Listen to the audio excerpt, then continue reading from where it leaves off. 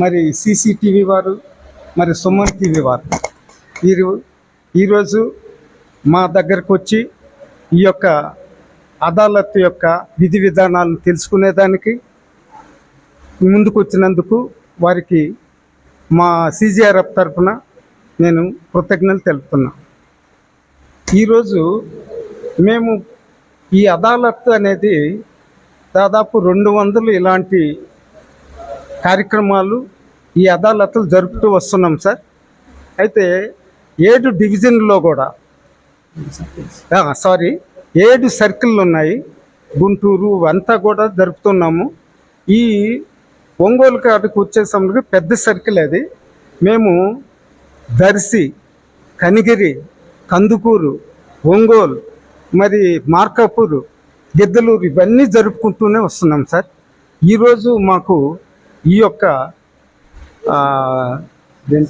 సింగరాయకొండలో ఈ డివిజన్లో మేము జరిపేదానికి అవకాశము కలిగినందుకు మా సీజీఆర్ఎఫ్ తరఫున అందరికి కూడా నేను వెల్కమ్ చెప్తున్నా, ఇన్వైట్ చేస్తూ ధన్యవాదాలు కూడా తెలుపుతున్నా.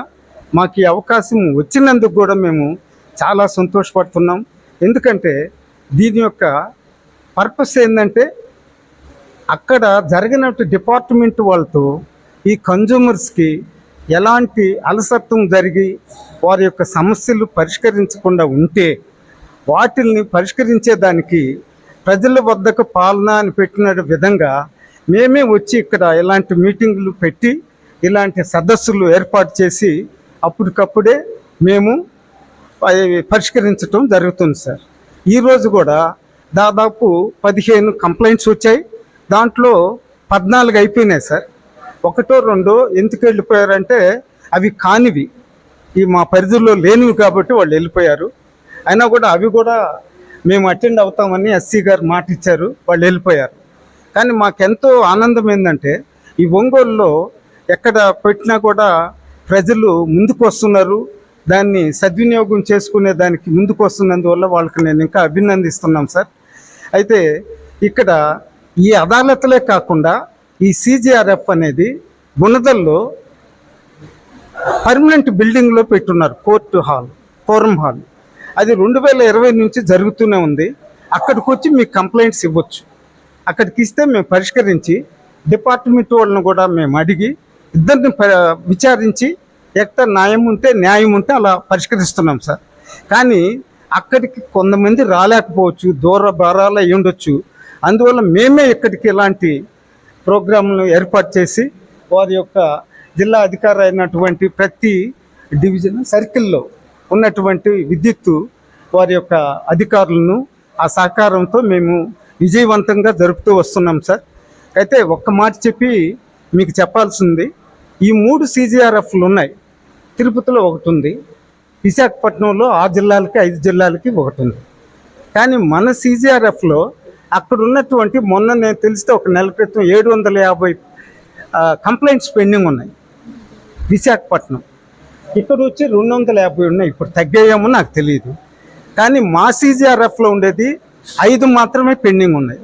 దాన్ని బట్టి మేము వెంటనే వచ్చినవన్నీ అప్పటికప్పుడే మేము పరిష్కరిస్తున్నామని గర్వంగా చెప్తున్నాం.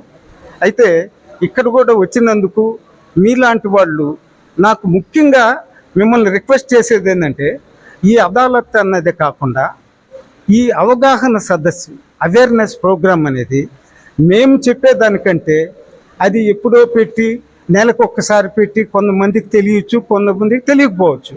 కానీ మీ ద్వారా అయితే ప్రజల్లోకి వెంటనే చొచ్చుకొని పోతుంది, చాలా విధంగా స్ప్రెడ్ అవుతుందని మిమ్మల్ని అందరి పత్రిక, ప్రింట్ కానీ ఎలక్ట్రానిక్ మీడియా వారికి, మా ముందు ఉన్న వారికి మరీ ముఖ్యంగా నేను విన్నవించేది మా సీజీఆర్ఎఫ్ తరఫున మీరు కూడా ఇవి ఎస్టాబ్లిష్ చేసి అందరికీ తెలపాలని, మా యొక్క సీజీఆర్ఎఫ్ గుణదల్లో పనిచేస్తున్నదని, దాన్ని సమర్థవంతంగా పనిచేస్తున్నది, ప్రజల కొరకు వినియోగదారుల కొరకు మేము ఉన్నామని, ఆ సీజీఆర్ఎఫ్ ఉన్నదని మీరు తెలపాలని చెప్తున్నాను. కాకపోతే సార్ ఒక్క విషయం, అన్ని కంప్లైంట్స్ కాదు, కొన్ని తీసుకునే దానికి వీలు లేదు. మా పరిధిలో ఏంటంటే ఆ యొక్క పరిష్కరించబడేటువంటి గ్రీవియన్స్ 2 సంవత్సరాల లోపలే ఉండాలి, లిమిటేషన్ ఉంది, అది తెలుసుకోవాలి. తర్వాత దొంగ కంప్లైంట్లు పెట్టకూడదు. పోతే వేరే కోర్టులో కానీ ఇదే పెండింగ్ ఉంటే ఏ అధికారి దగ్గర పెండింగ్ ఉన్నా మాకు అధికారం ఉండదు. ఆ కంప్లైంట్స్ కూడా మేము తీసుకోబాడు. ఇంకొక మూడోది ఏంటంటే ఈ థెఫ్ట్ కేసులు పెడతారు కదా విజిలెన్స్, ఆ కేసులు కూడా మాకు రావు. ఈ మూడిట్లో తప్ప మిగతా మీటర్స్కి సంబంధించి, బిల్లులకు సంబంధించి, తర్వాత వైర్లు కిందకి వేలాడుతున్నా, తర్వాత లో వోల్టేజ్ హై వోల్టేజ్ వస్తున్నా, లేకపోతే ఈ స్తంభాలు అడ్డం వచ్చి వాటిని షిఫ్ట్ చేయాలన్నా, లేదు కొత్త స్తంభాలు వేయాలన్నా, లేదు కొత్త మీటర్లు అప్లై చేసుకొని ఇవ్వకుండా జాప్యం జరుగుతున్నా, ఇవన్నీ కూడా మా పరిధిలోకి వస్తాయి. విచారించి మాత్రం మేము చేయగలం. కొన్ని మేము చేయలేని ఉంటాయి, వారు చెప్తుంటారు ఎప్పుడు పాలసీ మ్యాటర్లు ఉంటాయి సార్, అవి మా పరిధిలో ఉండదు. గవర్నమెంట్ పాలసీలు తీసుకుంటుంటాయి. ఇప్పుడు ఎస్సీ ఎస్టీకి మాత్రం 200 యూనిట్స్ వరకు ఫ్రీ అంటారు. అది ఇవ్వకపోయినా వాళ్ళు మానేసినా మా దగ్గరకు వస్తే అవి కావు. అది దయచేసి అది గుర్తుపెట్టుకోండి. పాలసీ మ్యాటర్ ఎంతవరకు అంటే మీటర్లో లోపం ఉంటే మేము చేయించగలం, కానీ అవి తీసేయమనే దానికి మనకేం అధికారం ఉండదు. అది ఒక్కటి మీరు గుర్తు చేసుకుని ప్రజలకు తెలపవలసిందిగా మిమ్మల్ని అందరినీ కోరుతూ, మీ పత్రికా విలేకరికైతేనేమి, మీ టీవీ వాళ్ళకి నేను ప్రత్యేకంగా మా సీజీఆర్ తరఫున అందరికీ చేరే విధంగా చేయమని కోరుకుంటున్నాను. Thank you sir, thank you ఒకసారి మరొకసారి.